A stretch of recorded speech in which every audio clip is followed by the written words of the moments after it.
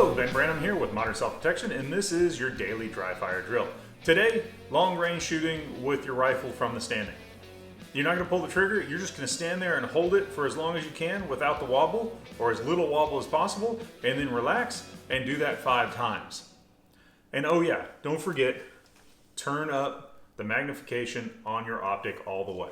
Here's what mine looks like.